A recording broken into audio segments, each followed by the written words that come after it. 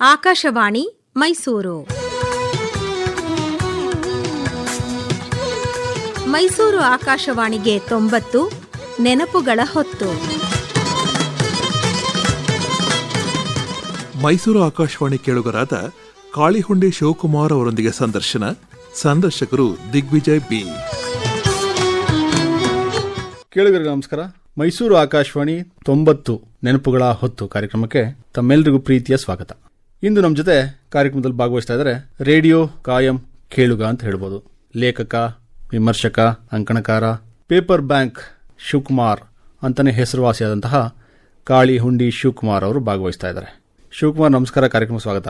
ನಮಸ್ಕಾರ ಸರ್, ಎಲ್ರಿಗೂ ನಮಸ್ಕಾರ ಕೇಳುಗರಿಗೆ. ಶಿವಕುಮಾರ್ ಪ್ರಸ್ತುತ ರಾಜ್ಯ ಲೆಕ್ಕ ಪರಿಶೋಧನಾ ಮತ್ತು ಲೆಕ್ಕ ಪತ್ರ ಇಲಾಖೆಯಲ್ಲಿ ಲೆಕ್ಕ ಪರಿಶೋಧನಾಧಿಕಾರಿಯಾಗಿ ಮೈಸೂರು ಜಿಲ್ಲೆ ಸಾಲಿಗ್ರಾಮ ತಾಲೂಕು ಪಂಚಾಯಿತಿಯಲ್ಲಿ ಕಾರ್ಯನಿರ್ವಹಿಸ್ತಾ ಇದ್ದಾರೆ. ಶಿವಕುಮಾರ್, ನೀವು 1990 ಅಂತ ಕಾಣುತ್ತೆ, ಅವಾಗಿಂದ ರೇಡಿಯೋ ಕೇಳ್ಕೊಂಡ್ ಬರ್ತಾ ಇದ್ರಿ ಅಂತ ನಾನು ಭಾವಿಸ್ತೀನಿ. ಹೌದಾ? ಹೌದು ಸರ್, ಖಂಡಿತ. ಸುಮಾರು 35 ವರ್ಷಗಳು. ಹೌದು ಸರ್. ಈ ಸುದೀರ್ಘ 35 ವರ್ಷಗಳ ರೇಡಿಯೋ ಪ್ರೀತಿ ನಿಮ್ಮನ್ನ ಬಹಳಷ್ಟು ಮಜಲುಗಳಲ್ಲಿ ಎತ್ತರಕ್ಕೆ ತಗೊಂಡೋಗಿದೆ ಅಂತ ತಪ್ಪಾಗ್ಲಿಕ್ಕಿಲ್ಲ. ಹೌದು ಸರ್. ರೇಡಿಯೋ ಕೇಳ್ತಾನೆ ನಿಮಗೆ ಬಹಳಷ್ಟು ಕೇಳುಗ ಅಭಿಮಾನಿಗಳು, ನಿಮ್ಗೂ ಕೂಡ ಅಭಿಮಾನಿಗಳು ಹುಟ್ಕೊಂಡಿದ್ದಾರೆ. ಬಹಳಷ್ಟು ಪ್ರವೃತ್ತಿಗಳಲ್ಲಿ ತೊಡಸ್ಕೊಂಡಿದ್ದೀರಿ. ಹೌದು ಸರ್. ಬರೀತೀರಿ, ಹೌದು ಸರ್, ಓದ್ತೀರಿ, ಹಾಡ್ತೀರಿ, ವಿಮರ್ಶೆ ಮಾಡ್ತೀರಿ, ಲೇಖನಗಳನ್ನು ಕೂಡ ಪ್ರಕಟ ಮಾಡ್ತೀರಿ. ಬಹಳಷ್ಟು ವಿಚಾರಗಳಲ್ಲಿ ನೀವು ಪ್ರಾವೀಣ್ಯತೆಯನ್ನು ಪಡ್ಕೊಂಡಿದ್ದೀರಿ. ಅದು ಆಕಾಶವಾಣಿ ಮುಖಾಂತರ ಅಂತ ಹೇಳ್ತೀರಿ. ಖಂಡಿತ ಸರ್. ಓಕೆ. ಈಗ ಕಾಳಿಹುಂಡಿ ಶಿವಕುಮಾರ್ ಅಂತ ಹೇಳಿದ್ರೆ ಮೈಸೂರು ಮಾತ್ರ ಅಂತಲ್ಲ, ಬಹಳಷ್ಟು ರೇಡಿಯೋ ಕೇಂದ್ರಗಳಲ್ಲಿ ಕಾಳಿಹುಂಡಿ ಶಿವಕುಮಾರ್ ಹೆಸರು ಕೇಳಿಸುತ್ತೆ, ಗೊತ್ತಿದೆ. ಯಾಕೆಂದ್ರೆ ಬಹಳಷ್ಟು ಕಾರ್ಯಕ್ರಮಗಳಿಗೆ ಕರೆ ಮಾಡ್ತೀರಿ, ನಿಮ್ಮ ಅಭಿಪ್ರಾಯಗಳನ್ನು ಹಂಚ್ಕೊಂತೀರಿ. ಆ ನಿಟ್ಟಿನಲ್ಲಿ ಶಿವಕುಮಾರ್, ನಿಮ್ಗೆ ಯಾಕೆ ಈ ರೇಡಿಯೋ ಬಗ್ಗೆ ಬಹಳಷ್ಟು ಪ್ರೀತಿ, ಆಸಕ್ತಿ ಅಂತ ಹೇಳ್ಬೋದಾ? ಹೌದು ಸರ್, ನನಗೂ ಕೂಡ ಈ ಕ್ಷಣದಲ್ಲಿ ನನಗೆ ರೋಮಾಂಚನ ಆಗುತ್ತೆ. MV ಗೋಪಾಲಸ್ವಾಮಿ ಅವರು ವಿಠಲ ವಿಹಾರದಲ್ಲಿ ಖಾಸಗಿಯಾಗಿ ಆಕಾಶವಾಣಿ ಕಾರ್ಯಕ್ರಮಗಳನ್ನ ತರದೇ ಇದ್ದಿದ್ರೆ ಆಕ್ಚುಲಿ ನಾವು ಕೂಡ ಈ ದಿನ ಕೂತ್ಕೊಳ್ಳೋಕೆ ಆಗ್ತಿರ್ಲಿಲ್ಲ, ಸಂದರ್ಶನ ಮಾಡಕ್ ಆಗ್ತಿರಲಿಲ್ಲ ಅನ್ಸುತ್ತೆ. ಅದರಿಂದಾಗಿ ಅವರಿಗೆ ನಾನು ಮೊದಲು ಧನ್ಯವಾದಗಳನ್ನು ಅರ್ಪಿಸ್ತೇನೆ. ಹಾಗೇನೆ ಕಸ್ತೂರಿ ಅವರು ಕೂಡ ಆಕಾಶವಾಣಿ ಹೆಸರನ್ನ ತರ್ತಾರೆ, ಅವ್ರಿಗೂ ಕೂಡ ನಾವು ಧನ್ಯವಾದಗಳು ಹೇಳಬೇಕಾಗುತ್ತೆ. ಮೊದಲಾಗಿ ನಮ್ಮ ಭಾರತದಲ್ಲಿ ಮೊದಲ ಆಕಾಶವಾಣಿ ಎಂಬ ಕೀರ್ತಿಗೆ ಭಾಜನಾಗಿರುವ ನಮ್ಮ ಮೈಸೂರು ಆಕಾಶವಾಣಿ ಎಂದ್ರೆ ನನಗೆ ತುಂಬಾ ಹೆಮ್ಮೆ ಆಗುತ್ತೆ. ಯಾಕೆಂದ್ರೆ ನಾವು ಸ್ವಂತ ಊರು ನಮ್ದು HD ಕೂಡ ತಾಲೂಕು, ಈಗ ಸರಗೂರು ತಾಲೂಕಾಗಿದೆ ಕಾಳಿಹುಂಡಿ ಗ್ರಾಮ. ಆ ಕಾಳಿಹುಂಡಿ ಗ್ರಾಮದಲ್ಲಿ ನಮ್ಮದು ಒಟ್ಟು ಕುಟುಂಬ ಸರ್. ಒಟ್ಟು ಕುಟುಂಬನೇ ಈ ರೀತಿ ಒಂದು ಕಾರ್ಯಕ್ರಮಗಳ ಸುಗ್ಗಿಗೆ ನಾಂದಿಯಾಗಿದೆ. ಯಾಕೆಂದ್ರೆ ನಮ್ಮ ಕಾಳಿಹುಂಡಿ ಗ್ರಾಮದಲ್ಲಿ ರೇಡಿಯೋ ಪೆಟ್ಟಿಗೆ ಅಂತ ಇತ್ತು. ಬೆಳಿಗ್ಗೆ ಮತ್ತು ಸಂಜೆ ಯಾವಾಗಲೂ ಕೂಡ ರೇಡಿಯೋ ಆನ್ ಆಗಿರ್ತಿತ್ತು. ಈ ದಿನದಲ್ಲೂ ಕೂಡ ಆ ಬಾಕ್ಸ್ ಅನ್ನ ನೋಡಬಹುದು ನಾವು, ರೇಡಿಯೋ ಪೆಟ್ಟಿಗೆ, ಅದ್ರೊಳಗಡೆ ರೇಡಿಯೋ ಇರ್ತಿತ್ತು. ಅದ್ಯಾಕೆ ರೇಡಿಯೋ ಪೆಟ್ಟಿಗೆ ಅಂತ ಹೇಳಿ ನಿಮ್ಮ ಮನೇಲಿ ಆರಾಮ ಮಾಡ್ಲಿಕ್ಕೆ ಶುರು ಮಾಡಿದ್ರು? ಯಾರು, ನಿಮ್ ತಂದೆಯವರ? ನಮ್ಮ ತಂದೆ, ನಮ್ಮ ತಾತ ಎಲ್ಲ ಇದ್ರು. ಯಾಕೆ ಮಾಡಿದ್ರು ಅಂದ್ರೆ, ನಮ್ಗೆ ರೇಡಿಯೋ ಅಂದ್ರೆ ಕುತೂಹಲ. ಯಾಕೆಂದ್ರೆ ರೇಡಿಯೋದಲ್ಲಿ ಅದು ಆನ್ ಆಗಿದ್ದಾಗ ಯಾರೋ ಹಿಂದ್ಗಡೆ ಮಾತಾಡ್ತಾ ಇದ್ದಾರೆ ಅಂತ ಒಂದು ಕುತೂಹಲದಿಂದ ನಾವು ಆ ರೇಡಿಯೋನೆಲ್ಲ ಕೆಳಗೆ ಬೀಳಿಸಿ ಕೆಡಿಸ್ತಾ ಇದ್ವಿ. ಅದರಿಂದಾಗಿ ಅವರು ಆ ಮಕ್ಕಳ ಕೈಗೆ ಸಿಗಬಾರದು ಅಂತ ಒಂದು ಎತ್ತರದಲ್ಲಿ ನಮ್ದು ಮನೆ ಅಲಗಸರ ಮನೆ, ಕಾಳಿಹುಂಡಿಲಿ ದೊಡ್ಡ ಮನೆ, ರೇಡಿಯೋಗೋಸ್ಕರನೇ ಒಂದು ಬಾಕ್ಸ್ ಮಾಡಿದ್ರು. ಅದ್ ಒಳಗಡೆ ರೇಡಿಯೋ ಇಟ್ಟು ಆನ್ ಮಾಡ್ತಾ ಇದ್ರು. ಒಂದೊಂದ್ ಸರ್ತಿ ವಿದ್ಯುತ್ ಶಕ್ತಿಯಿಂದ ಬರ್ತಾ ಇತ್ತು, ಬ್ಯಾಟ್ರಿ ಚಾಲಿತ ರೇಡಿಯೋ ಕೂಡ ಇರ್ತಿತ್ತು. ಅದರಿಂದಾಗಿ ನಮ್ಮ ದಿನಚರಿ ಬೆಳಬೆಳಿಗ್ಗೆಯಿಂದ 5 ಗಂಟೆಗೆ ಏಳಿಸ್ತಾ ಇದ್ರು ನಮ್ಮನ್ನ. 10ರಿಂದ 45-50 ಗಂಟು ದನಗಳ ಕರುಗಳೆಲ್ಲ ಇದ್ದು, ಕೊಟ್ಟಿಗೆ ಎಲ್ಲ ನಾವು ಗುಡಿಸಿ ತಾರಿಸಿ ದಿನಚರಿ ಅದೇ ತರ ಮಾಡ್ಬಿಟ್ಟಿದ್ರು. ಸಂಸ್ಕೃತ ವಾರ್ತಾ ಪ್ರವಾಚಕ ಬಲದೇವನಂದ ಸಾಗರಹ ಅಂತ ಆತರ ಬಂದಾಗ ನಮ್ಮ ದಿನಚರಿ ಪ್ರಾರಂಭ ಆಗ್ತಾ ಇತ್ತು. ಅಂದ್ರೆ ರೇಡಿಯೋ ಅನ್ನುವಂಥದ್ದು ಆಗಿನ ಸಮಯದಲ್ಲಿ ಗಡಿಯಾರವಾಗಿಯೂ ಕೂಡ ಸಮಯವನ್ನ ಹೇಳುವಂತಹ ಕೆಲಸವನ್ನು ಕೂಡ ಮಾಡ್ತಾ ಇತ್ತು. ಹೌದು ಸರ್, ಖಂಡಿತ. ಆ ಸಂಸ್ಕೃತ ವಾರ್ತೆ ಮುಗಿದ ತಕ್ಷಣ ಪ್ರದೇಶ ಸಮಾಚಾರ ಬರ್ತಾ ಇತ್ತು ಸರ್. ಅವಾಗೆಲ್ಲ ನಾವು ಸ್ವಲ್ಪ ಶಾಲೆಗೆ ರೆಡಿ ಆಗ್ತಾ ಇದ್ವಿ, ಒಲ್ಲದ ಮನಸ್ಸಿನಿಂದ ಶಾಲೆಗೆ ಹೋಗ್ತಾ ಇದ್ವಿ ಸರ್ ನಾವು. ಆತರ ನಮ್ದು. ಅಂದ್ರೆ ಎಷ್ಟು ಸಮಯಗಳ ಕಾಲ ಈ ರೇಡಿಯೋ ಆನ್ ಆಗಿರ್ತಿತ್ತು ಅಲ್ಲಿ ಸರ್? ಅವಾಗ ಮಧ್ಯಾಹ್ನದ ಕಾರ್ಯಕ್ರಮಗಳು ಜಾಸ್ತಿ ಬರ್ತಾ ಇರ್ಲಿಲ್ಲ. ಶ್ರೀಲಂಕಾ ಸಿಲೋನ್ ಆತರ ಅದ್ ಬರ್ತಾ ಇತ್ತು. ಆದ್ರೆ ನಿಯಮಿತವಾಗಿ ನಮ್ಮ ಮೈಸೂರು, ಬೆಂಗಳೂರು ಆಕಾಶವಾಣಿಯಿಂದ ಸಹ ಪ್ರಸಾರದಲ್ಲಿ ಬೆಳಿಗ್ಗೆ ಮತ್ತು ಸಂಜೆ ಕೃಷಿ ರಂಗದ ನಂತರ ನಾವು ಕೇಳ್ತಾ ಇದ್ವಿ ಯುವವಾಣಿ ಎಲ್ಲನ್ನ.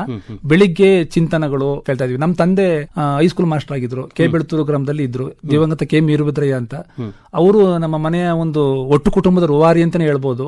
ಅವರು ನಮ್ಮ ದೊಡ್ಡಪ್ಪ, ಚಿಕ್ಕಪ್ಪ ಎಲ್ಲರನ್ನು ಒಟ್ಟುಗೂಡಿಸ್ಕೊಂಡು ಯಾರು ಕೂಡ ಸಪರೇಟ್ ಆಗಬಾರ್ದು, ಒಟ್ಟಿಗೆ ಇರಬೇಕು ಅಂತ ಇದ್ದು ಆ ರೇಡಿಯೋನ ನಾವು ರಜೆ ದಿನಗಳಲ್ಲಿ ಎಲ್ಲ ಒಟ್ಟಿಗೆ ಕೂತ್ಕೊಂಡು ರೇಡಿಯೋ ಕೇಳ್ತಾ ಇದ್ವಿ ನಾವು. ಅದರಿಂದಾಗಿ ಎಲ್ಲೋ ಒಂದು ಒಟ್ಟು ಕುಟುಂಬನೂ ಕೂಡ ಈ ರೇಡಿಯೋ ಕಾರ್ಯಕ್ರಮಗಳನ್ನ ಹೆಚ್ಚೆಚ್ಚು ಕೇಳೋದು ನಾಂದಿ ಆಯ್ತು. ಅಂದ್ರೆ ಕಾಳಿಹುಂಡಿ ಶಿವಕುಮಾರ್ ಅನ್ನುವಂಥದ್ದು ಕಾಳಿಹುಂಡಿ ಗ್ರಾಮದಲ್ಲಿ ಬರೀ ಶಿವಕುಮಾರ್ ಮಾತ್ರ ಕೇಳ್ತಾ ಇರ್ಲಿಲ್ಲ, ಅವರ ತಂದೆ, ಅವರ ತಾತ, ಇಡೀ ಕುಟುಂಬ ಕೇಳ್ತಾ ಇತ್ತು. ಹಾಗೆ ನಿಮ್ಮ ಊರು ಕೂಡ. ಹೌದು ಸರ್. ಜನಗಳೆಲ್ಲ ಬಂದು ಕೂತ್ಕೊಂಡು ಕೇಳುವಂತಹ ಸ್ಥಿತಿ ಇತ್ತ ಅಲ್ಲಿ? ಹೌದು, ಖಂಡಿತ ಇತ್ತು ಸರ್. ಮೊದಲು ನಾವು ಏನ್ ಮಾಡ್ತಾ ಇದ್ವಿ ಅಂದ್ರೆ ಸರ್, ನಾವು ಚಿಕ್ಕವರಲ್ವ ಸರ್, ಅವಾಗ ಪೋಸ್ಟ್ ಕಾರ್ಡು ಅಂಚೆ ಇದರಲ್ಲಿ ಸಿಗ್ತಾ ಇತ್ತು. ಹೌದು. ಅಲ್ಲಿ ಕಲೆಕ್ಟ್ ಮಾಡ್ಕೊಂಡು ಮೊದಲು ನಮ್ಮ ಚಿತ್ರಗೀತೆಗಳನ್ನ ಕೇಳಕ್ ಶುರು ಮಾಡಿದ್ವು ನಾವು. ರಾಜ್ಕುಮಾರ್, ವಿಷ್ಣುವರ್ಧನ್, ಅಂಬರೀಶ್ ಅಂತ ಆ ಚಿತ್ರಗೀತೆ ಬಂದ ತಕ್ಷಣ ಬಹಳ ಖುಷಿ ಪಡ್ತಾ ಇದ್ವಿ. ಯಾಕಂದ್ರೆ ನಾವು ಕೆಲಸ ಮಾಡ್ತಾ ಮಾಡ್ತಾ ಆ ಚಿತ್ರಗೀತೆ ಕೇಳ್ತಾ ಇದ್ವಿ.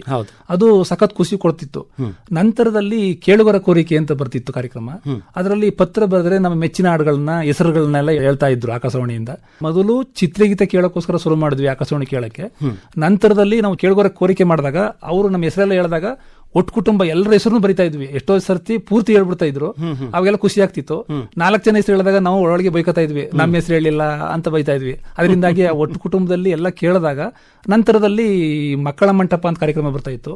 ಅಲ್ಲಿ ಮಕ್ಕಳ ಕಾರ್ಯಕ್ರಮಗಳಲ್ಲಿ ಚಿತ್ರಗೀತೆಗಳ ಜೊತೆಗೆ ಚಿತ್ರ ಬರೆಯಿರಿ ಅಂತ ಸ್ಪರ್ಧೆ ಇಡ್ತಿದ್ರು. ಅವಾಗೆಲ್ಲ ಬರೆದಾಗ ಅಂದ್ರೆ ಒಂದೊಂದರ ಪ್ರಮೋಷನ್ ಆಗ್ತಿತ್ತು ನಮ್ಗೆ. ಮೊದಲು ಚಿತ್ರಗೀತೆ ಕೇಳಿದ್ವಿ, ಆಮೇಲೆ ನಮ್ಮ ಹೆಸರು ಬರುತ್ತೆ ಅಂತ ಕೇಳಿದ್ವಿ. ನಂತರದಲ್ಲಿ ಚಿತ್ರಗಳ ಕಾರ್ಯಕ್ರಮ ಭಾಗವಹಿಸ್ತಾ ನಂತರದಲ್ಲಿ ಯುವವಾಣಿಗೆ ಶಿಫ್ಟ್ ಆದ್ವಿ ಕಾರ್ಯಕ್ರಮ. ಅಂದ್ರೆ ಚಿಕ್ಕ ವಯಸ್ಸಲ್ಲಿ ಮಕ್ಕಳ ಕಾರ್ಯಕ್ರಮ, ನಂತರ ಯುವಕರಾದ್ಮೇಲೆ ಯುವಕರ ಕಾರ್ಯಕ್ರಮ, ಹಾಗೆ ಎಲ್ಲ ಕಾರ್ಯಕ್ರಮಗಳನ್ನು ಕೇಳಿ ಒಟ್ಟಾರೆ ಎಲ್ಲ ಕೇಳ್ತಾ ಇದ್ವಿ. ಅಂದ್ರೆ ಈಗ ಶಿವಕುಮಾರ್ ಒಂದು ಸರ್ಕಾರಿ ಹುದ್ದೆಯಲ್ಲಿ ಅಧಿಕಾರಿಯಾಗಿದ್ಕೊಂಡು ರೇಡಿಯೋ ಪ್ರೀತಿಯನ್ನ ಮತ್ತೆ ಅದನ್ನ ಕಂಟಿನ್ಯೂ ಮಾಡೋದು ಬಹಳ ಕಷ್ಟ ಆಗುತ್ತಲ್ವಾ? ಯಾಕಂತ ಹೇಳಿದ್ರೆ ನೀವು ಬಹಳಷ್ಟು ಪ್ರದೇಶಗಳಿಗೆ ವರ್ಗವನ್ನ ಆಗ್ತಾ ಇರ್ತೀರಿ, ಹೋಗ್ತಾ ಇರ್ತೀರಿ. ಖಂಡಿತ ಸರ್. ಮತ್ತೆ ಅಲ್ಲಿ ಹೋಗ್ಬೇಕಾದ್ರೆ ನೀವು ರೇಡಿಯೋ ಕೇಳಲಿಕ್ಕೆ ಆಗಲ್ಲ, ಜರ್ನಿ ಮಾಡ್ತಾ ಇರ್ತೀವಿ. ಅಂದ್ರೆ ಇತ್ತೀಚಿನ ಸಂದರ್ಭದಲ್ಲಿ ಸಾಧ್ಯ ಆಗುತ್ತೆ, ಬೆಳೆದಿದೆ, ಮೊಬೈಲ್ ಅಲ್ಲಿ ಕೇಳಬಹುದು, ಮೊಬೈಲ್ ಅಲ್ಲಿ ಆರಾಮಾಗಿ ಕೇಳಬಹುದು. ಆದ್ರೂ ಕೂಡ ಕೆಲಸದ ಒತ್ತಡ ಇದ್ದೇ ಇರುತ್ತೆ ಸರ್, ಖಂಡಿತ ಇರುತ್ತೆ. ಆ ಒತ್ತಡದಲ್ಲೂ ಕೂಡ ಈ ರೇಡಿಯೋವನ್ನ ಕೇಳ್ಕೊಂಡು ಆ ರೇಡಿಯೋ ಪ್ರೀತಿಯನ್ನ ಬೆಳೆಸ್ಕೊಂಡು ಇನ್ನೂ ಅದು ಬಿಟ್ಟಿಲ್ಲ ನೀವು ಅಲ್ವಾ?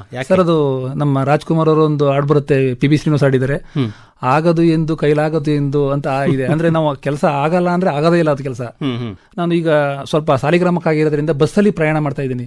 ಬಸ್ಸಲ್ಲೂ ಕೂಡ ನನ್ನ ದಿನಚರಿ ಪ್ರಾರಂಭ ಆಗುತ್ತೆ ಅಲ್ಲಿ. ಯಾಕಂದ್ರೆ ನಾನು ಒಂದು ಲೇಖನನೇ ಅಲ್ಲಿ ಟೈಪ್ ಮಾಡ್ಬಿಡ್ತೀನಿ ಬಸ್ಸಲ್ಲಿ ಹೋಗ್ಬೇಕಾದ್ರೆ. ಅದರಿಂದಾಗಿ ನಾನು ಅಲ್ಲಿ ಕೇಳೋ ರೇಡಿಯೋ ಕೇಳ್ಬೇಕಾದ್ರೆ ಅದು ಏರಿಂಗ್ ಫೋನ್ ಹಾಕೊಂಡು ಅದು ಕೇಳ್ತಾ ಇರ್ತೀನಿ. ಅದರಿಂದಾಗಿ ನಾವು ಆಗಲ್ಲ ಅಂದ್ರೆ ಆಗದೇ ಇಲ್ಲ ಕಾರ್ಯಕ್ರಮನ. ನಾವು ನಿಯಮಿತವಾಗಿ ನಾನು ಮೊದಲೇ ಟೈಮ್ ಟೇಬಲ್ ಹಾಕೊಳ್ತೀನಿ ಸರ್. ನನ್ನದ ಒಂದು ಹವ್ಯಾಸ ಯಾವ ತರ ಅಂದ್ರೆ ಬೆಳಿಗ್ಗೆ ಇದ್ರೆ ಹೊತ್ತಿನ ಯಾವ ಕಾರ್ಯಕ್ರಮ ಆಕಾಶವಾಣಿಯಲ್ಲಿ ಬರುತ್ತೆ, ಮೇನ್ ಫೋನಿಂಗ್ ಕಾರ್ಯಕ್ರಮ ಆಗಿರ್ಬೋದು, ಚರ್ಚೆ ಆಗಿರ್ಬೋದು, ಸಂದರ್ಶನ ಆಗಿರ್ಬೋದು, ಇದನ್ನೆಲ್ಲ ಪಟ್ಟಿ ಮಾಡ್ಕೊಳ್ತೀನಿ ಸರ್. ಪ್ರತಿದಿನ ಪಟ್ಟಿ ಮಾಡ್ಕೊಳ್ತೀನಿ. ನನ್ನ ಜೋಬಲ್ಲಿ ಇದ್ದೇ ಇರುತ್ತೆ ಸರ್. ಅದು ಒಂದು ಮೊದಲಾಗಿ ನಿಮ್ಗೆ ಆಕಾಶವಾಣಿ ಹೇಳ್ತಾ ಇದ್ದೀನಿ.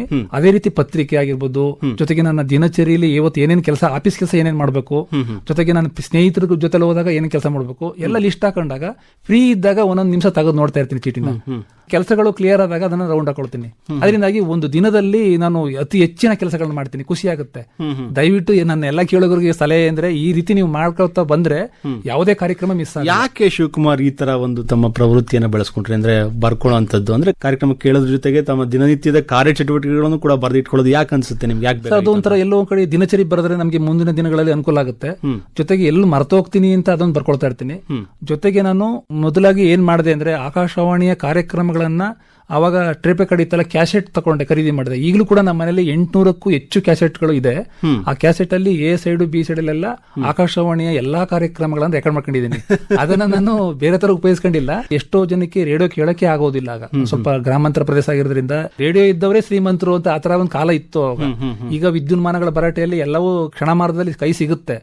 ಆಗ ಏನ್ ಮಾಡ್ತಾ ಇದ್ವಿ, ಅದನ್ನ ನಾನು ಎಷ್ಟೋ ಕಡೆ ಕೇಳಿಸಿದೀನಿ ಕೇಳೋರಿಗೆಲ್ಲ. ಅಂದ್ರೆ ಈಗ ಏನ್ ಅನ್ಸುತ್ತೆ ಅಂತಂದ್ರೆ, ನಮ್ಮ ಮೈಸೂರು ಆಕಾಶವಾಣಿಯಲ್ಲಿ ಧ್ವನಿ ಮುದ್ರಣ ಭಂಡಾರದಿಂದ ಆಯ್ದ ಕಾರ್ಯಕ್ರಮ ಅಂತ ನಾವು ಪ್ರಸಾರ ಮಾಡ್ತೀವಿ. ಈಗ ಬಹಳಷ್ಟು ಕಾರ್ಯಕ್ರಮಗಳು ಹಿಂದೆ ಪ್ರಸಾರ ಆದಂತದ್ದು ಬಹಳ ಹಳೆಯ ಕಾಲದ ಒಂದು ಧ್ವನಿಗಳನ್ನ ನಾವು ಕೇಳ್ತಾ ಇರ್ತೀವಿ. ಆ ನಿಟ್ಟಿನಲ್ಲಿ ಈಗ ಶಿವಕುಮಾರ್ನ ಕೇಳಿದ್ರೆ ನಮ್ಗೆ ಸಿಕ್ಬಿಡುತ್ತೆ, ನಮ್ದೆಲ್ಲಿ ಮಿಸ್ ಆಗ್ಬಿಟ್ಟಿದ್ಯಪ್ಪ ಕೊಡು ಅಂತ ಹೇಳಿದ್ರೆ ಸಿಗುತ್ತೆ ಸರ್. ಯಾಕಂದ್ರೆ ಅದನ್ನ ಧೂಳ ಹಿಡಿದಿದೆ ಗೊತ್ತಾಗ್ತಾ ಇಲ್ಲ. ಆದ್ರೂ ಕೂಡ ಒಂದ್ಸರ್ತಿ ಕೊಟ್ಟಿದ್ದೀನಿ ಸರ್ ನಾನು. ಪಿ.ಬಿ. ಶ್ರೀನಿವಾಸ್ ಒಂದು ಕಾರ್ಯಕ್ರಮದ್ದು ಎಲ್ಲೋ ಒಂದು ಜಸ್ಟ್ ಟೆಕ್ನಿಕಲಿ ಈಗಲೂ ಕೂಡ ರೆಕಾರ್ಡ್ ಮಾಡ್ತೀರಾ? ಈಗಲೂ ಖಂಡಿತ ಇರ್ತದೆ ಸರ್. ಇವಾಗ ಏನು ಮೊಬೈಲ್ ಮಾಡ್ಕೊಳ್ಳಿ ಸರ್. ಈಗ ಒಂದು ಚಿಕ್ಕದು 1200-1300 ಬೇಸಿಕ್ ಸೆಟ್ ತಗೊಂಡಿದ್ದೀನಿ. ಅಲ್ಲಿ ಸಿಮ್ ಹಾಕಲ್ಲ, ಓನ್ಲಿ ಮೆಮೊರಿ ಕಾರ್ಡು.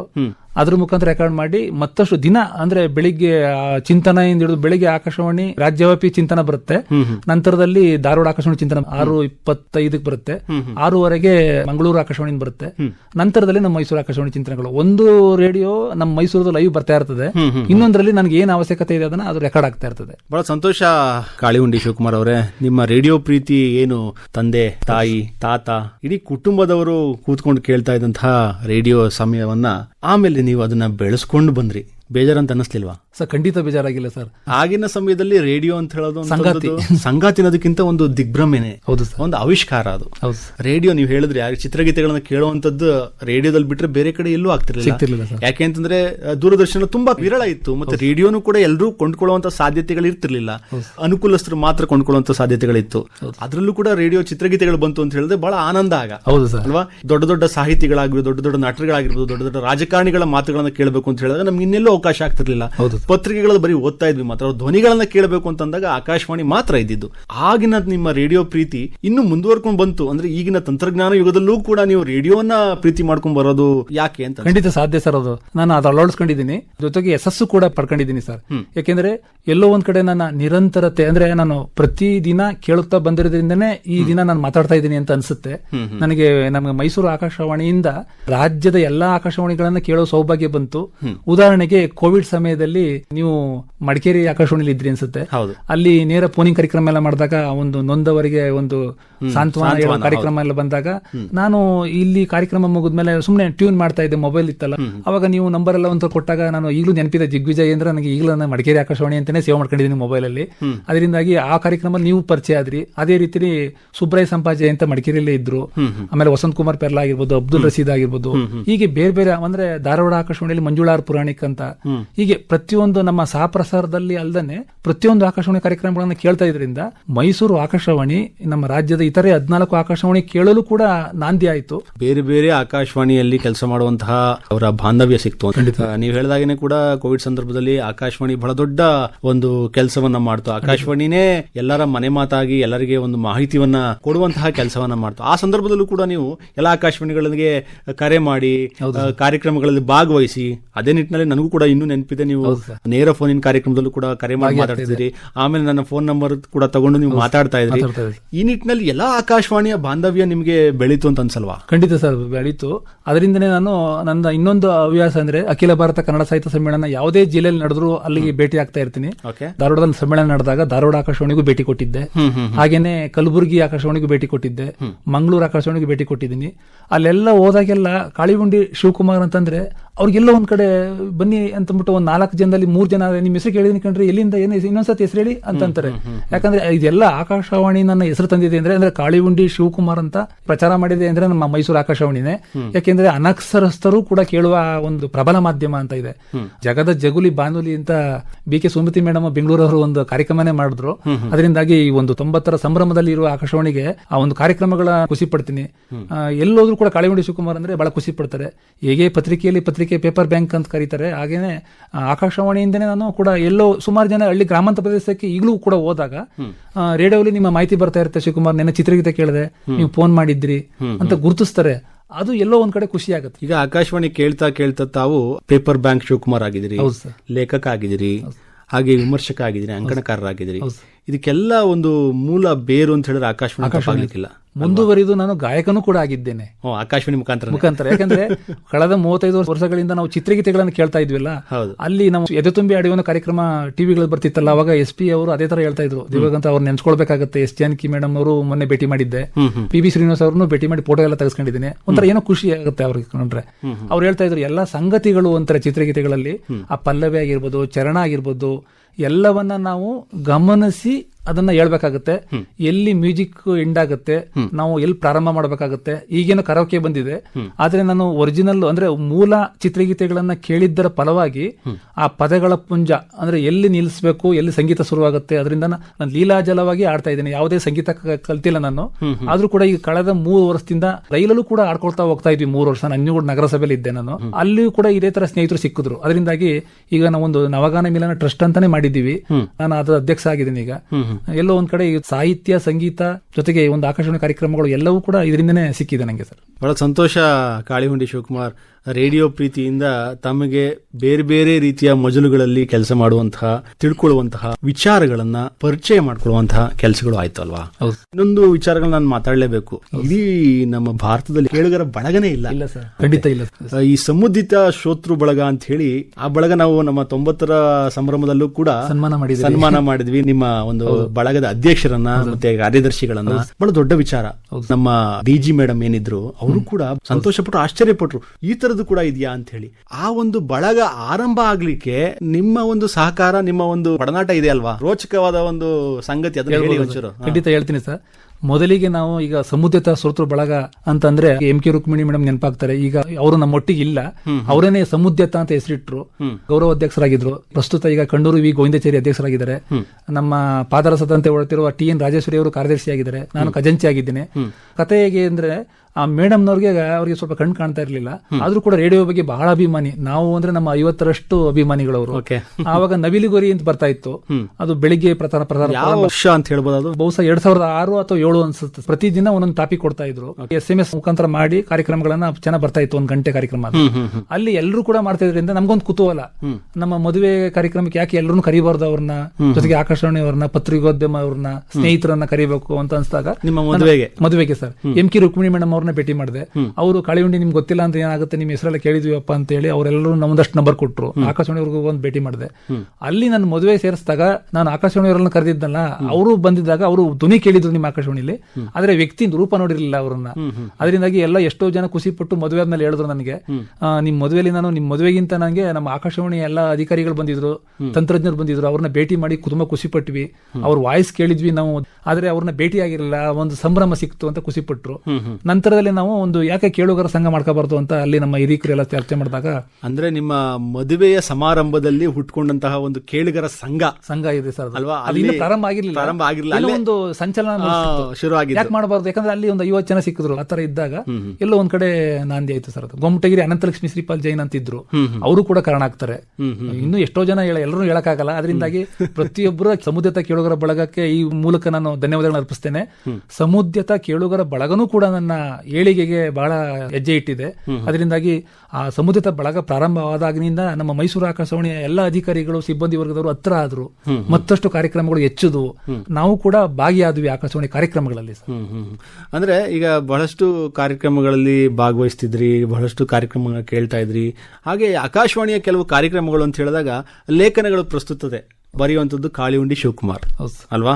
ಯಾವುದೇ ಕಾರ್ಯಕ್ರಮಗಳಾಗ್ಲಿ, ಆಕಾಶವಾಣಿಯ 90ರ ಸಂಭ್ರಮ ಇರ್ಬೋದು, 75ರ ಸಂಭ್ರಮ ಆಯಿತು, 60ರ ಸಂಭ್ರಮ ಆಯಿತು, ಆ ಸಂದರ್ಭಗಳಲ್ಲಿ ಕಾಳಿಹುಂಡಿ ಶಿವಕುಮಾರ್ ಅವರು ಆಕಾಶವಾಣಿಯ ಬಗ್ಗೆ ಒಂದು ರಿಸರ್ಚ್ ಮಾಡಿ, ಆಕಾಶವಾಣಿಯ ಬಗ್ಗೆ ಮಾಹಿತಿನ ಸಂಗ್ರಹಿಸಿ, ಬರೀ ನಾನು ಮೈಸೂರು ಆಕಾಶವಾಣಿ ಅಂತ ಮಾತ್ರ ಹೇಳೋದಿಲ್ಲ, ಬೇರೆ ಬೇರೆ ಆಕಾಶವಾಣಿಗಳಲ್ಲಿ ಬರ್ದಿದ್ರೆ ನಾನು ಕೂಡ ನೋಡಿದ್ದೀನಿ ಅಲ್ವಾ? ಒಂದು ರೀತಿಯಲ್ಲಿ ಋಣ ಅಂತಾನೆ ಹೇಳ್ಬೋದು. ಯಾಕಂದ್ರೆ ಆಕಾಶವಾಣಿ ನಾನು ಅಷ್ಟೊಂದು ಬೆಳೆಸಿರೋದ್ರಿಂದ ನಾನು ಯಾಕೆ ಆಕಾಶವಾಣಿ ಬಗ್ಗೆನೇ ಬರೀಬಾರ್ದು ಅಂತ.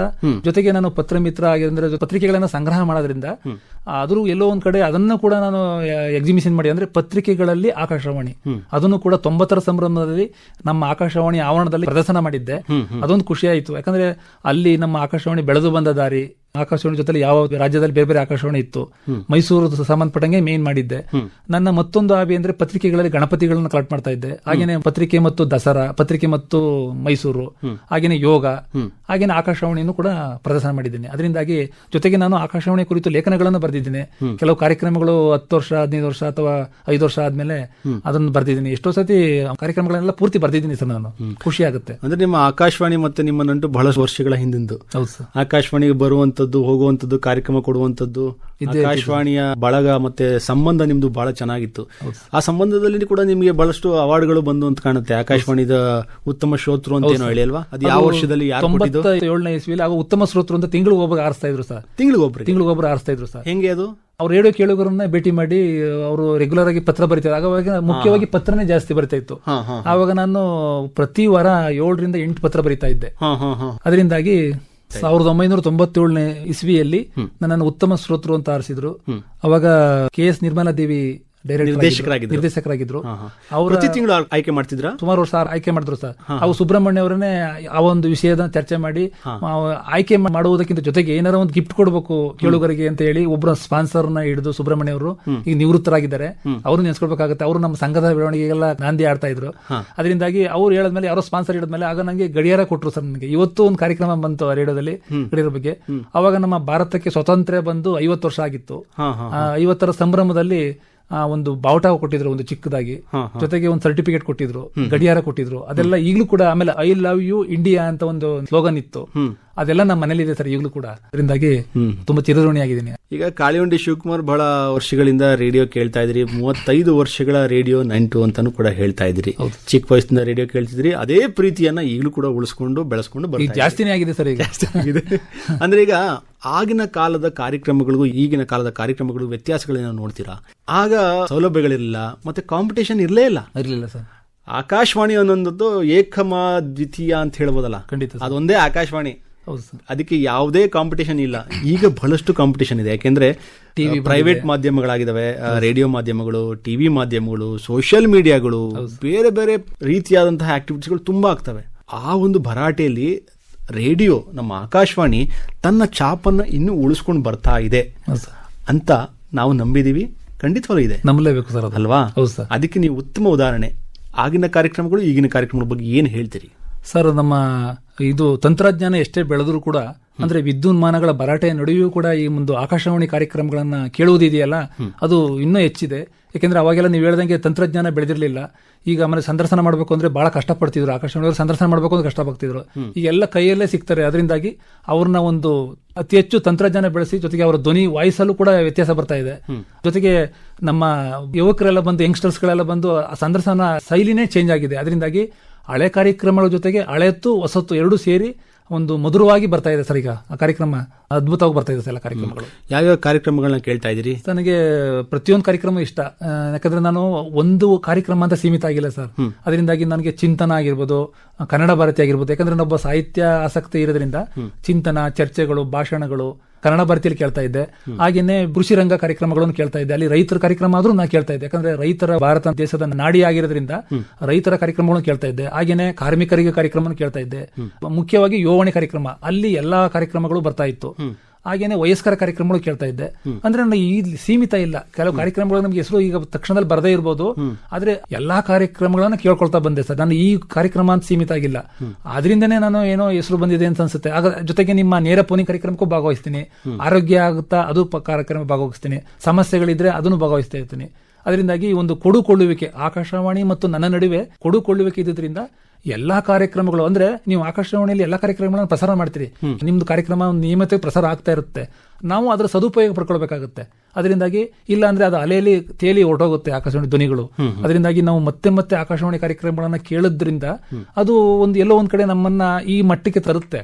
ನಮ್ಮ ಯೋಜನೆತೆಗೆ ಒಂದು ಏನೇನು ಹೇಳ್ತೀನಿ ಅಂದ್ರೆ, ಮೊದಲು ನೀವು ಮೊಬೈಲ್ ಸಂಸ್ಕೃತಿ ಅಥವಾ ಅವೆಲ್ಲನೇ ಬಿಟ್ಟು ಪುಸ್ತಕ ಸಂಸ್ಕೃತಿ, ಆಕಾಶವಾಣಿ ಸಂಸ್ಕೃತಿ, ದೂರದರ್ಶನ ಚಂದನ, ಈ 3 ಸಂಸ್ಕೃತಿನ ನೀವು ಜೀವನದಲ್ಲಿ ಅಳವಡಿಸ್ಕೊಂಡ್ರೆ ಮುಂದೆ ಬರ್ಬೋದು. ಯಾಕಂದ್ರೆ ರೇಡಿಯೋ ಕಾರ್ಯಕ್ರಮಗಳು ನಾವು ಕೆಲಸ ಮಾಡ್ತಾ ಮಾಡ್ತಾ ರೇಡಿಯೋ ಕೇಳಬಹುದು, ಅಲ್ಲಿ ಟೈಮ್ ವೇಸ್ಟ್ ಆಗಲ್ಲ. ಅಂದ್ರೆ ಈಗ ರೇಡಿಯೋ ಕಾರ್ಯಕ್ರಮಗಳನ್ನ ಕೇಳ್ತಾ ಕೇಳ್ತಾ ಆಗಿನ ಸಮಯದ ಕಾರ್ಯಕ್ರಮಗಳಾಗಿರ್ಬೋದು, ಈಗಿನ ಸಮಯದ ಕಾರ್ಯಕ್ರಮಗಳಾಗಿರ್ಬೋದು, ಬದಲಾವಣೆಗಳನ್ನು ಗಮನಿಸ್ತಿದ್ದೀರಾ? ಅಂದ್ರೆ ರೇಡಿಯೋ ಕಾರ್ಯಕ್ರಮಗಳನ್ನ ಕೇಳ್ತಾ ಬದಲಾವಣೆಗಳು ನಿಮ್ಮ ಜೀವನದಲ್ಲಿ ಆಗಿದ್ದು ಇಲ್ಲ ಬೇರೆ ಆಗಿದ್ದು ನೀವು ಕೇಳಿದ್ದು ಗೊತ್ತಿದೆಯಾ? ಸರ್, ಖಂಡಿತ ನಾನು ಬದಲಾವಣೆ ಆಗಿದ್ದೀನಿ. ನಾನೇ ಸಾಕ್ಷಿ ಆಗ್ತೀನಿ. ಯಾಕಂದ್ರೆ ನಾನು ಒಂದು ಮೊದಲೇ ಹೆಸರು ತಂದಿದೆ ಅಂತ ಒಂದು ಬಿಟ್ರೆ, ಅದಲ್ಲದೆ ನಾನು ನನ್ನ ಬರವಣಿಗೆ ಶೈಲಿಯೂ ಕೂಡ ಇಂಪ್ರೂವ್ ಆಗಿದೆ. ಅಂದ್ರೆ ಮೊದಲು ನಾವು ತಾಳ್ಮೆಯಿಂದ ಕೇಳಿಸ್ಕೊಳ್ಬೇಕಾಗುತ್ತೆ. ನಿರಂತರವಾಗಿ ನಾನು ಕೇಳಿದ್ದರ ಫಲವಾಗಿ ಈ ಒಂದು ದಿನ ನಾನು ಬರೀತಾ ಇದ್ದೀನಿ, ನಿಮ್ ಜೊತೆ ಮಾತಾಡ್ತಾ ಇದ್ದೀನಿ. ಜೊತೆಗೆ ನಾನು ಭಾಷಣಗಳನ್ನು ಕೂಡ ಮಾಡ್ತಾ ಇದ್ದೀನಿ. ಮೊದಲು ಆತರ ಹೆದರಿಕೆ, ಭಯ ಇರ್ತಿತ್ತು. ಅದರಿಂದಾಗಿ ಈಗ ನಾನು ಆಕಾಶವಾಣಿ ಅಂದ್ರೆ ನಿರಂತರ ಕೇಳ್ಮೆ, ಮಳೆ ನೀರು ಹೇಗೆ ಭೂಮಿಗೆ ಬಂದಾಗ ಅಂತರ್ಜಲ ಹೆಚ್ಚುತ್ತಲ್ಲ, ಅದೇ ರೀತಿ ನಾವು ತಾಳ್ಮೆಯಿಂದ ಕೇಳ್ಬೇಕು. ಫಸ್ಟ್ ತಂದೆ ಎಲ್ಲ ಹೇಳ್ತಾ ಇದ್ರು, ಫಸ್ಟ್ ಕೇಳಿಸ್ಕೊ ನೀನು ಅಂತ ಹೇಳ್ತಾ ಇದ್ರು. ಅದರಿಂದಾಗಿ ಆಕಾಶವಾಣಿ ನಿಮ್ಮಂತವರ ಎಲ್ಲರೂ ಕೂಡ ಒಂದು ಅದ್ಭುತ ಮಾತುಗಳ ಚಮತ್ಕಾರದಿಂದಾಗಿ ಎಲ್ಲ ಕೇಳಿಸ್ಕೊಂಡಿದ್ದರ ಫಲವಾಗಿ ಈಗ ನಾವು ಅದನ್ನ ಸಮಾಜಕ್ಕೆ ಮತ್ತಷ್ಟು ಕಾರ್ಯಕ್ರಮಗಳ ಮುಖಾಂತರ ದಾರಿ ಇರ್ತಾರೆ. ಈಗ ಕಾಳಿಹುಂಡಿ ಶಿವಕುಮಾರ್ ಮಾತ್ರ ರೇಡಿಯೋ ಕೇಳ್ತಾರೆ ಅಲ್ವಾ? 35 ವರ್ಷದಿಂದ ಕೇಳ್ತಿದ್ದೀರಿ ರೇಡಿಯೋನ. ನಿಮ್ಮ ಮುಖಾಂತರ ಇನ್ನು ಯಾರಾದ್ರೂ ರೇಡಿಯೋ ಕೇಳುವಂತ ಆಸಕ್ತಿ ಬೆಳೆಸ್ಕೊಂಡಿದ್ದೀರಾ? ಒಂದು ಶ್ರೋತೃ ಬಳಗದಲ್ಲೂ ಕೂಡ ಇದ್ರಿ ನೀವು. ಆ ಶ್ರೋತೃ ಬಳಗದಲ್ಲಿ ಬಹಳಷ್ಟು ಕಾರ್ಯಕ್ರಮಗಳನ್ನು ಮಾಡ್ತಾ ಇರ್ತೀರಿ ಅಲ್ಲ? ವರ್ಷ ಕಾರ್ಯಕ್ರಮ ಮಾಡ್ಕೊಂಡು ಸನ್ಮಾನಗಳಾಗ್ಬೋದು. ಹಾಗೆ ನೀವು ಉತ್ತಮ ಶ್ರೋತೃ ಅಂತ ಏನ್ ಹೇಳಿದ್ರಿ, ಆ ಅವಾರ್ಡ್ ನಾವು ಆಕಾಶವಾಣಿ ಕೊಟ್ಟರು, ನೀವು ಉತ್ತಮ ಶ್ರೋತೃಗಳು ಅಂತ ಆಯ್ಕೆ ಮಾಡುವಂತದ್ದಾಗಿರ್ಬೋದು. ಬದಲಾವಣೆಗಳನ್ನ, ರೇಡಿಯೋ ಕೇಳುಗರಲ್ಲಿ ಬದಲಾವಣೆಗಳನ್ನ ತಂದಂತದ್ದು ನಿಮ್ಮ ಬಳಗದಿಂದ ಆಗ್ಬೋದು, ನಿಮ್ಮಿಂದ ವೈಯಕ್ತಿಕವಾಗಿ ಏನಾರು ಆಗಿದೆಯಾ? ಖಂಡಿತ ಆಗಿದೆ ಸರ್. ನಮ್ಮ ಸಮುದಾಯ ಕೇಳುಗರ ಬಳಗದಿಂದ ಆಗಿದೆ. ವೈಯಕ್ತಿಕವಾಗಿ ನಾನು ಮತ್ತು ಕಣ್ಣೂರು ವಿ ಗೋವಿಂದಾಚಾರಿ ಅವರು ಹಾಕುವುದಾಗೆಲ್ಲ ಯಾವಾಗಲೂ ಕೈಯಲ್ಲಿ ರೇಡಿಯೋ ಇರ್ತಿತ್ತು, ಮೊಬೈಲ್ ಇರ್ತಿತ್ತು. ಆವಾಗ ನಾವು ಹಳೆಯ ಕಾರ್ಯಕ್ರಮಗಳ ರೆಕಾರ್ಡ್ ಮಾಡಿದ್ದನ್ನ ಎಷ್ಟೋ ಸರ್ತಿ ಕೇಳಿಸಿದ್ವಿ. ಅವ್ರಿಗೂ ಕೂಡ ಈ ಒಂದು ತಂತ್ರಜ್ಞಾನದಲ್ಲಿ ಬರುತ್ತೆ ರೇಡಿಯೋ, ಜೊತೆಗೆ ಈ ಬೇಸಿಕ್ ಸೆಟ್ ಅಲ್ಲಿ ತಗೊಂಡ್ರೆ ಈ ತರ ರೇಡಿಯೋ ಬರುತ್ತೆ ಅಂತ ಹೇಳಿ ಅವ್ರನ್ನು ಕೂಡ ರೇಡಿಯೋ ಹಚ್ಚಿದ್ವಿ. ಕನಿಷ್ಠ ನಾವು 100ಕ್ಕೂ ಹೆಚ್ಚು ಕೇಳುಗರನ್ನ ಹೊಸದಾಗಿ ಸೃಷ್ಟಿ ಮಾಡಿದೀವಿ ನಾವು. ಖುಷಿ ಆಗುತ್ತೆ. ಅವ್ರು ಹೇಳ್ತಾರೆ ನಾನು ಕೂಡ ಫೋನ್ ಮಾಡ್ತಾ ಇದ್ದೇನೆ ಅಂತ ಹೇಳ್ತಾರೆ. ಮುಖ್ಯವಾಗಿ ನಾನು ಮಕ್ಕಳ ಕಾರ್ಯಕ್ರಮಕ್ಕೆ ಪೋಷಕರಿಗೆ ಮೈಸೂರು ಆಕಾಶವಾಣಿ ಫೋನ್ ನಂಬರ್ ಕೊಟ್ಟು ಕೇಳಿ ಗಿಳಿಗಳೇ ಬರುತ್ತೆ, ಕೇಳಿ ಕತೆ ಹೇಳೋಣ ಬನ್ನಿ, ಹಾಡು ಹೇಳೋಣ ಬನ್ನಿ, ಕಾರ್ಯಕ್ರಮ ಭಾಗವಹಿಸಿ. ಅಥವಾ ಬೇರೆ ಬೇರೆ ಕಾರ್ಯಕ್ರಮಕ್ಕೂ ಕೊಟ್ಟಿದ್ದೀನಿ. ಮಹಿಳಾ ರಂಗ ಆಗಿರ್ಬೋದು, ಹಾಗೇನೆ ಕೃಷಿ ರಂಗಕ್ಕೂ ಕೂಡ ಎಷ್ಟೋ ರೈತರುಗಳನ್ನ ನಾವು ಕೊಟ್ಟಿದ್ದೀವಿ. ಕೇಶವಮೂರ್ತಿಗಳಿಗಾಗಿರ್ಬೋದು, ಬೇರೆ ಬೇರೆ ವಿಭಾಗಕ್ಕೆ. ಜೊತೆಗೆ ನಾವು ಹಿರಿಯ ನಾಗರಿಕರಿಗೂ ಕೂಡ ಕೊಟ್ಟಿದ್ದೀವಿ. ಅಂದ್ರೆ ಆಕಾಶವಾಣಿ ಜೊತೆಲಿ ಅಂದ್ರೆ ಸಮಾಜಮುಖಿ ಏನ್ ಕೆಲಸ ಮಾಡ್ತಾರೆ ನಿಮ್ಗೆ ಮಾಹಿತಿ ಗೊತ್ತಿರಲ್ಲ, ಕೆಲವು ಅಪರೂಪದ ನಂಬರ್ಗಳು. ಅದರಿಂದಾಗಿ ಅವರು ಸಂದರ್ಶನಗಳು ಕೂಡ ರೇಡಿಯೋದಲ್ಲಿ ಬಂದಿದೆ. ಅದೊಂದು ಕ್ರಾಂತಿ ಅಂತ ನಮ್ಮ ಆಕಾಶವಾಣಿ ಮುಖಾಂತರ ಹೇಳ್ಬೋದು. ಅಂದ್ರೆ ಈಗ ಕಾಳಿಹುಂಡಿ ಶಿವಕುಮಾರ್ ರೇಡಿಯೋ ಕೇಳ್ತಾರೆ. ಈಗ ಅವರ ಮನೆಯಲ್ಲಿ ಅವರ ಶ್ರೀಮತಿ ಆಗ್ಬೋದು, ಮಕ್ಕಳಾಗ್ಬೋದು ರೇಡಿಯೋ ಕೇಳ್ತಾರ? ಖಂಡಿತ ಸಹ ಕೇಳ್ತಾರೆ. ಮಕ್ಕಳು ಕಲ್ತ್ಕೊಳ್ತಾ ಇದ್ದಾರೆ. ನಮ್ದು ಒಟ್ಟು ಕುಟುಂಬ ಇರೋದ್ರಿಂದ ನನ್ನ ಬಾಳ ಸಂಗಾತಿ ಅನುಪಮ ಆಗಿರ್ಬೋದು, ಸಮೃದ್ಧೀಪ್ತಿ ಮಕ್ಕಳು, ಹಾಗೇನೆ ನಮ್ಮ ಕುಟುಂಬ, ನಮ್ಮ ಸಹೋದರರಾಗಿರ್ಬೋದು, ನಮ್ಮ ಕುಟುಂಬ ಆಗಿರ್ಬೋದು, ಎಲ್ಲಾ ಕಾರ್ಯಕ್ರಮಗಳನ್ನ ಕೇಳ್ತಾ ಇದೀವಿ. ಏನು ಯಾವಾಗ್ಲೂ ರೇಡಿಯೋ ಇರುತ್ತಲ್ಲ ನಿಮ್ಮಲ್ಲಿ, ಅದೇನ್ ಕೇಳ್ತಾ ಇದೆಯಪ್ಪ, ಆಫ್ ಮಾಡಪ್ಪ ಅಂತ ಹೇಳ್ತಿದ್ದವರು ಕೂಡ ನನ್ನ ಇವತ್ತಿನ ಸಾಧನೆಗಳನ್ನ ನೋಡಿ ತುಂಬಾ ಖುಷಿ ಆಗುತ್ತೆ. ಎಲ್ಲೋ ಒಂದ್ ಕಡೆ ನೀನು ಬಿಡಲ್ಲಪ್ಪ, ನೀನು ಹಠವಾದಿ, ನೀನು ಸಾಧನೆ ಮಾಡ್ತೀಯ, ನೀನು ಎಲ್ಲೋ ರೇಡಿಯೋ ಕೇಳ್ತಾ ಅಥವಾ ಬರೀತಾ ನೀನು ಈ ತರ ಮಟ್ಟ ಮಾಡಿದ್ಯಾ, ನಮ್ಮ ಸಹಕಾರ ಪ್ರೋತ್ಸಾಹ ಇದೆ ಅಂತ ನನ್ನ ತಿರಸ್ಕಾರ ಮಾಡ್ತಿದ್ರು ಕೂಡ ಈಗ ಪುರಸ್ಕಾರ ಮಾಡ್ತಾ ಇದ್ದಾರೆ. ಅದರಿಂದಾಗಿ ಮುಖ್ಯವಾಗಿ ನನಗೆ ನಿರೀಕ್ಷೆ ಇಟ್ಕೋಬಾರ್ದು. ಯಾವಾಗಲೂ ಕೂಡ ನಂಗೆ ಪ್ರಶಸ್ತಿ ಬರಲಿ, ಕಾರ್ಯಕ್ರಮಗಳು ನನಗೆ ಇಲ್ಲಿ ಭಾಗಿಯಾಗಬೇಕು ಅಥವಾ ಆಸೆ ಇಟ್ಕೋಬಾರ್ದು. ನಾ ಎಲ್ಲೋ ಒಂದ್ ಕಡೆ 35 ವರ್ಷ ಕೇಳಿದ್ರೆ ಫಲವಾಗಿ ಇವತ್ತು ನೀವು ಫೋನ್ ಮಾಡಿದ್ರಿ, ಬನ್ನಿ ಆಕಾಶವಾಣಿಗೆ 90ರ ಸಂದರ್ಭದಲ್ಲಿ ಮಾತಾಡಬೇಕು ಅಂತ ಕೇಳಿದ್ರಿ. ಅದರಿಂದಾಗಿ ಎಲ್ಲೋ ಒಂದ್ ಕಡೆ ನಿರೀಕ್ಷೆ ಇಟ್ಕೋಬಾರ್ದು. ಅಂದ್ರೆ ನಾವು ಕುಟುಂಬದೊಂದು ನಿರೀಕ್ಷೆ ಮಾಡಬಾರ್ದು, ಸಮಾಜದಿಂದ ನಿರೀಕ್ಷೆ ಮಾಡಬಾರ್ದು. ಕರ್ತವ್ಯ ಮಾಡು, ಫಲ ನಿರೀಕ್ಷಿಸಿದಿರುವಂತ ಗೀತಸಾರ ಇದೆ. ಅದನ್ನ ನಾವು ಕೆಲಸ ಮಾಡ್ಕೊಳ್ತಾ ಹೋದಾಗ ಎಲ್ಲೋ ಒಂದ್ ಕಡೆ ಗುರುತಿಸ್ತದೆ. ಅಂದ್ರೆ ನೀವನ್ಬೋದು 35 ವರ್ಷ ಬೇಕಾ ನಮ್ ಸಂದರ್ಶನ ಮಾಡಕ್ಕೆ ಅನ್ಬೋದು. ಆದ್ರೆ ಅದಕ್ಕಿಂತ ಮುಂಚೆನೆ ಆಕಾಶವಾಣಿಯನ್ನ ಋಣ ತೀರ್ಸಕ್ಕಾಗಲ್ಲ. ಎಲ್ಲಾ ಕಾರ್ಯಕ್ರಮಗಳನ್ನ ಕೇಳಿಸಿದ್ದೆ. ಅದರಿಂದಾಗಿ ಮಧ್ಯ ಭಾಗವಹಿಸಿದ್ವಿ. 80ರ ಸಂಭ್ರಮದಲ್ಲೂ ಭಾಗಿಯಾಗಿದ್ದೆ. ಅಬ್ದುಲ್ ರಶೀದ್ ಅವರು ಇಂಟ್ರೂ ಮಾಡಿದ್ರು. ಈಗ 90ರ ಸಂಭ್ರಮದಲ್ಲೂ ಭಾಗಿಯಾಗಿದ್ದೀನಿ. ಇನ್ನೇನು 10 ವರ್ಷ ಹೆಜ್ಜೆ ಇಟ್ರೆ 100ರ ಸಂಭ್ರಮ ಬರುತ್ತೆ. ಆ ಸಂದರ್ಭದಲ್ಲಿ ಕೂಡ ನಾವು ಭಾಗಿಯಾಗ್ತೀವಿ ಅಂತ ಹೇಳ್ಬೇಕಾಗುತ್ತೆ. ಆಕಾಶವಾಣಿ ಅನ್ನುವಂಥದ್ದು ಒಂದು ಸಾಂಸ್ಕೃತಿಕ ಒಂದು ಸಂಸ್ಥೆ, ಎಲ್ಲರಿಗೂ ಕೂಡ ಕೈ ಬೀಸಿ ಕರೆಯುತ್ತೆ. ಹೌದು ಸರ್. ಎಲ್ಲಾ ರೀತಿಯ ಕಾರ್ಯಕ್ರಮಗಳನ್ನು ಕೂಡ ಮಾಡ್ತೀವಿ. ಆಕಾಶವಾಣಿ ಅನ್ನುವಂಥದ್ದು ನೀವೊಂದು ಇಟ್ಬಿಟ್ರೆ ಒಂದು ಡಿಕ್ಷನರಿ ತರ. ಟೆಕ್ನಾಲಜಿ ಬೆಳೆದಾಗೇನೆ ಕೂಡ ಯಾವ ಕೇಂದ್ರದ ಕಾರ್ಯಕ್ರಮ ಬೇಕಾದ್ರೆ ನೀವು ಕೇಳಬಹುದು. ನಾವು ಯಾವುದೋ ಬೇರೆ ದೇಶಕ್ಕೆ ಹೋಗ್ಬಿಟ್ವಿ ಅಂತ ಹೇಳಿ ಕಾರ್ಯಕ್ರಮ ನಿಲ್ಲಿಸ್ಲಿಕ್ಕೆ ಆಗೋದಿಲ್ಲ, ಕೇಳೋದು ಅದನ್ನು ಕೇಳಬಹುದು. ಬಹಳಷ್ಟು ಜನ ಈಗ ನಮಗೆ ಕಾರ್ಯಕ್ರಮ, ನಮ್ಮ ನೇರ ಫೋನಿನ ಕಾರ್ಯಕ್ರಮದಲ್ಲಿ ಬೇರೆ ದೇಶದಿಂದನೂ ಕೂಡ ಮಾಡಿದ್ದಾರೆ. ಯಾಕೆಂತಂದ್ರೆ ಅವರು ಅಲ್ಲೋಗಿರ್ತಾರೆ. ಅಂದ್ರೆ ಆ ಪ್ರೀತಿ ಇನ್ನು ಆಕಾಶವಾಣಿ 90 ಸಂಭ್ರಮದಲ್ಲಿ ನಾವಿದ್ದೀವಿ. 90ರಿಂದ 91ಕ್ಕೆ ಹೋಗ್ತಾ ಇದೀವಿ. ನೀವು ಆಗ್ಲೇ ಕೂಡ ಹೇಳಿದಾಗೆ ಇನ್ನು 10 ವರ್ಷ 100ರ ಸಂಭ್ರಮ. ಖುಷಿ ಆಗುತ್ತೆ, ರೋಮಾಂಚನ ಆಗುತ್ತೆ. ಶತಕ ಅಲ್ವಾ? ನಮ್ಗೆ ಅದನ್ನ ನೆನ್ಸ್ಕೊಂಡ್ರೆ ಕ್ರಿಕೆಟ್ ಭಾಷೆಯಲ್ಲಿ ಸೆಂಚುರಿ ಅಂತಂದ್ರೆ ಬಹಳ ಖುಷಿ ಆಗುತ್ತೆ ಸರ್. ಬಹಳ ಖುಷಿ ಆಗುತ್ತೆ. ಇನ್ನೊಂದು ನಾ ಹೇಳಲೇಬೇಕು ಸರ್, ಮೈಸೂರು ಆಕಾಶವಾಣಿ ಬೇರೆ ಆಕಾಶವಾಣಿಗಿಂತಲೇ ಭಿನ್ನ ಆಗಿದೆ. ಯಾಕಂದ್ರೆ ಇದು ನಮ್ಮ ಮೈಸೂರಿಗೂ ತನ್ನದೇ ಆದ ಪರಂಪರೆ ಇದೆ. ಆ ಅಂದ್ರೆ ಅರಮನೆ, ಆ ಅಂದ್ರೆ ಆಕಾಶವಾಣಿ ಅಂತಾನೆ ನಾನು ಭಾವಿಸ್ತೀನಿ. ನಮ್ಮ ಅಧ್ಯಕ್ಷರು ಹೇಳ್ತಾ ಇದ್ರು. ಅದರಿಂದಾಗಿ ಎಲ್ಲೋ ಒಂದ್ ಕಡೆ ಈ ಒಂದು ಪಾರಂಪರಿಕ ಕಟ್ಟಡ ನಮ್ಮ ಮೈಸೂರಿಗೆ ಒಂದು ಆಕಾಶವಾಣಿಗೆ ಉತ್ತಮ ಕೊಡುಗೆ ಅಂತ ಹೇಳ್ಬೋದು. ಜೊತೆಗೆ ಉತ್ತಮ ಅಧಿಕಾರಿಗಳು ಬರ್ತಾ ಇದ್ದಾರೆ. ಎಲ್ಲರೂ ಕೂಡ ಸಂಪರ್ಕ ಇಟ್ಕೊಂಡಿದ್ದೀನಿ. ಎಷ್ಟೋ ಜನ ನಮ್ಮನ್ನ ಅಗಲಿದ್ದಾರೆ. ಜೊತೆಗೆ ಈಗಲೂ ಕೂಡ ರಿಟೈರ್ಡ್ ಆಗಿ ತಮ್ಮ ಪ್ರವೃತ್ತಿ ತೊಡ್ಕೊಳ್ಕೊಂಡಿದ್ದಾರೆ. ವಿಜಯರನ್ ಮೇಡಮ್ ನವ್ರು ನೆನ್ಸ್ಕೊಳ್ಬೇಕಾಗುತ್ತೆ. ಆ ನಂತರದಲ್ಲಿ ಉಮೇಶ್ ಅವರು ಇರ್ಬೋದು, ಹಾಗೇನೆ ನಮ್ಮ ಹಿಂದೆ ಇದ್ದವರು ಸುಬ್ರಹ್ಮಣ್ಯ ಆಗಿರ್ಬೋದು, ಎಲ್ಲರೂ ಕೂಡ ನೆನ್ಸ್ಕೊಳ್ತೀನಿ ಸರ್ ಈ ಸಂದರ್ಭದಲ್ಲಿ. ಬಹಳ ಸಂತೋಷ ಕಾಳಿಹುಂಡಿ ಶಿವಕುಮಾರ್. ಇಷ್ಟೊತ್ತು ಮೈಸೂರು ಆಕಾಶವಾಣಿ 90 ನೆನಪುಗಳ ಹೊತ್ತು ವಿಶೇಷ ಕಾರ್ಯಕ್ರಮ ಸರಣಿಯಲ್ಲಿ ತಮ್ಮ ಅನುಭವದ ಮಾತುಗಳನ್ನು ಹಂಚಿಕೊಂಡ್ರಿ. ಅಂದ್ರೆ 75 ವರ್ಷಕ್ಕೂ ಮಾತಾಡಿದಿರಿ, 80 ವರ್ಷಕ್ಕೂ ಮಾತಾಡಿದಿರಿ, 90 ವರ್ಷಕ್ಕೂ ಮಾತಾಡಿದಿರಿ, 100 ವರ್ಷಕ್ಕೂ ಮಾತಾಡ್ತೀರಿ ಅಂತ ನಾವು ಭಾವಿಸ್ತೀವಿ. ಮಾತಾಡಬೇಕು. ಯಾಕೆಂದ್ರೆ ಈ ರೇಡಿಯೋ ಪ್ರೀತಿಯನ್ನ ಉಳಿಸ್ಕೊಂಡಂತಹ ಬಹಳಷ್ಟು ಕೇಳುಗರು, ಬಹಳಷ್ಟು ನಮ್ಮ ಕೇಳುಗ ಅಭಿಮಾನಿಗಳು ಇದ್ದಾರೆ. ಕೆಲವರು ಎಲೆಮರೆ ಕಾಯಿನಂತ ಇರ್ತಾರೆ. ಇನ್ ಕೆಲವರು ಮುನ್ನೆಲೆಗೆ ಬಂದು ಅದರ ಮಾಹಿತಿನ ಎಷ್ಟೋ ಜನ ಪತ್ರ ಬರೆಯಲ್ಲ, ರೇಡಿಯೋ ಕೇಳ್ತಾ ಇರ್ತಾರೆ. ಖಂಡಿತವಾಗ್ಲೂ ರೇಡಿಯೋ ಕೇಳ್ತಾ ಇರ್ತಾರೆ. ಅದ್ರ ಬಗ್ಗೆ ಬೇರೆಯವ್ರ ಹತ್ರ ಹಂಚ್ಕೋತಾ ಇರ್ತಾರೆ. ನಾವು ಕೂಡ ರೇಡಿಯೋನ ಎಷ್ಟೋ ಬರೀ ಕರೆ ಮಾಡಿದವರೇ ಮಾಡ್ತಾರೆ ಅಂತ ಅನ್ಕೋತೀವಿ. ಬಹಳಷ್ಟು ಜನ ಕರೆ ಮಾಡದೇನೂ ಕೂಡ ಕಾರ್ಯಕ್ರಮವನ್ನ ಕೇಳ್ಕೊಂಡು ಮಾಹಿತಿನ ಪಡ್ಕೋತಾ ಇರ್ತಾರೆ ಅಲ್ವಾ? ಈ ನಿಟ್ಟಿನಲ್ಲಿ ಬಹಳಷ್ಟು ಮಾಹಿತಿಗಳನ್ನ ಈ ಕಾರ್ಯಕ್ರಮದ ಮುಖಾಂತರ ಹಂಚಿಕೊಂಡ್ರೆ ನಿಮ್ಮ ಅನುಭವಗಳನ್ನ, ಬಹಳಷ್ಟು ವಿಚಾರಗಳು ಇನ್ನೂ ಇತ್ತು ಅಂತ ಕಾಣುತ್ತೆ. ಇರ್ಲಿ, ಮುಂದಿನ 100 ವರ್ಷದ ಸಂಭ್ರಮದಲ್ಲಿ ಆ ಒಂದು ಮಾಹಿತಿನ ಹಂಚ್ಕೊಳ್ಳಕ್ ಸಾಧ್ಯ ಆಗುತ್ತೆ ಅಂತ ಹೇಳ್ತಾ, ಶಿವಕುಮಾರ್ ಇಷ್ಟೊತ್ತು ಕಾರ್ಯಕ್ರಮದಲ್ಲಿ ಬಂದು ಭಾಗವಹಿಸಿದ ನಮಸ್ಕಾರ, ಧನ್ಯವಾದಗಳು ಸರ್.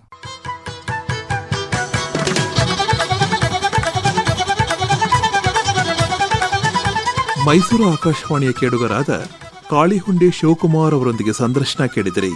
ಸಂದರ್ಶಕರು ಬಿ ದಿಗ್ವಿಜಯ್, ಸಂಕಲನ ಜಿಎನ್ ಮಂಜುನಾಥ್. ಮೈಸೂರು ಆಕಾಶವಾಣಿಗೆ 90 ನೆನಪುಗಳ ಹೊತ್ತು ಕಾರ್ಯಕ್ರಮ ಕೇಳಿದಿರಿ. ಈ ಕಾರ್ಯಕ್ರಮ ಆಕಾಶವಾಣಿ ಮೈಸೂರು ಕೇಂದ್ರದಿಂದ ಮೂಡಿಬಂತು.